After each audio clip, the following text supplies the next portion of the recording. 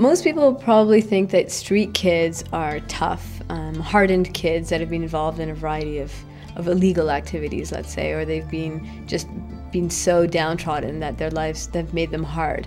But in my experience, that is not at all the case. They're very communicative, they're open, they're generally happy, they're eager to learn. And being able to offer something that I think is so valuable to them, it just makes it a joy to work with them.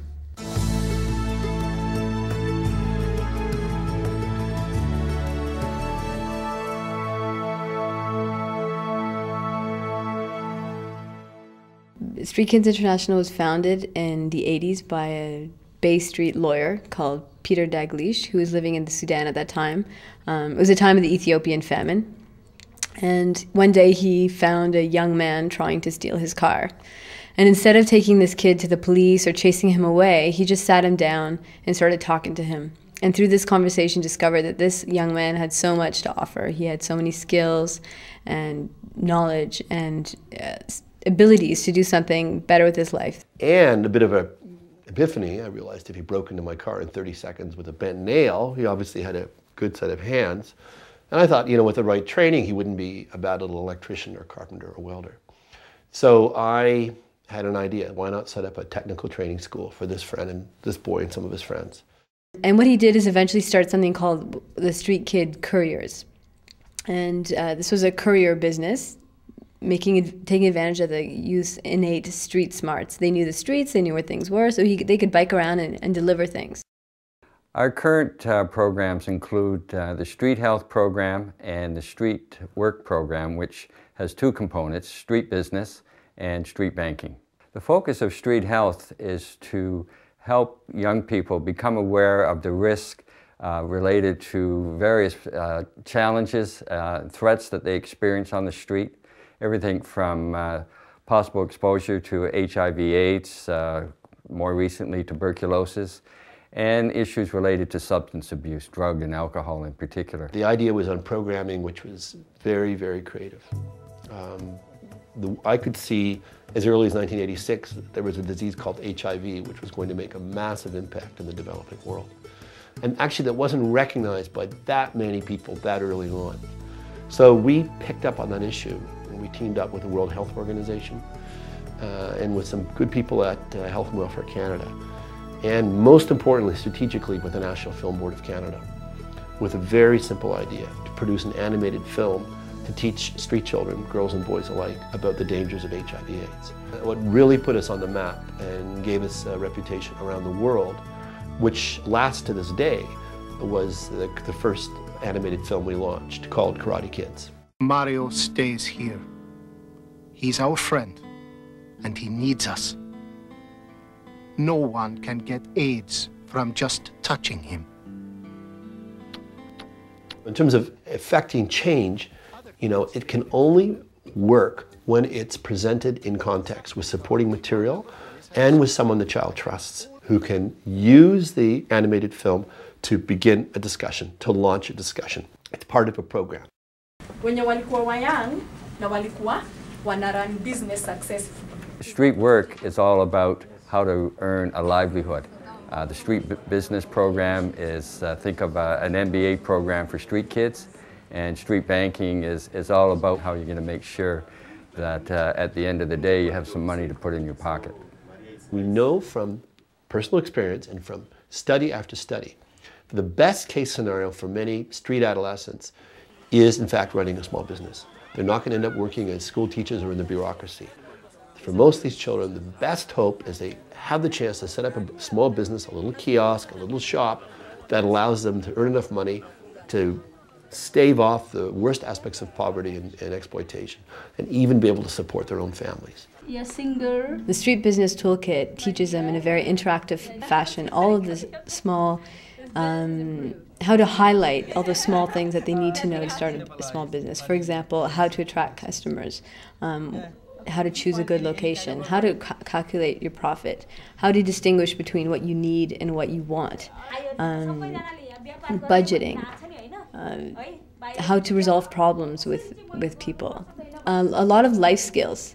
are involved in teaching youth about starting a business, because it's not only about the business skills, it's about your attitude. How do you project yourself? What is the way a client wants to be treated? These are all things that are important, not only for the youth in his business life, but also in his personal life. Every time we work in a new country, we try to adapt what we do. We're very practical about the fact that sometimes what we've used in other countries won't work in another, so we change it. And we use the knowledge of our local partners to make what we do richer. The overall goal for Street Kids International is to help organizations in the countries where we work to develop the capacity to carry on after we have completed our training with them. And so the people we work with primarily are the staff of the organizations, the youth workers, the teachers of the organizations who we have formed partners with. We've had to learn a lot of good stuff from the Street Kid International. We are given a lot of materials to use in terms of working with the youths that we are working with, the street children that we are working with.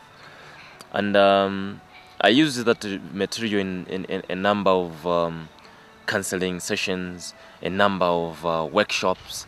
Using animated stories, use of scenarios, role plays, simple things to pass a message. So one of the things that I really gained was the teaching methodologies, which has helped me to improve my work in the streets. We were trained as youth workers, and we trained, but I was training as I was learning also. So after that, after the training, I used the knowledge that I learned from there and that I trained people on to start my businesses and to pass the knowledge on to our members who wanted to get into business, and after that is when we got loans. So it has been really helpful. We've decided not to start any offices overseas. That means we are based out of Toronto, and we moved to our developing country partners as necessary. Self-reliance to me. Self-reliance building. Yeah. Okay. And most of our youth come to take a part to learn from here. By building capacity, we don't need an office. We just need to have access to our partners. And with the internet and other more, modern ways of communicating, we can get our work done from afar, visit when we need to, and eventually work our ways out of a job by building capacity to a point where we're no longer needed in country, because we're so many trainers and people that are aware of our programs that we can just take a step back. There's no shortage of demand for the programs that we offer. There's in excess of 100 million young people around the globe living on the streets. And so our growth is in the areas of building new partnerships in new countries.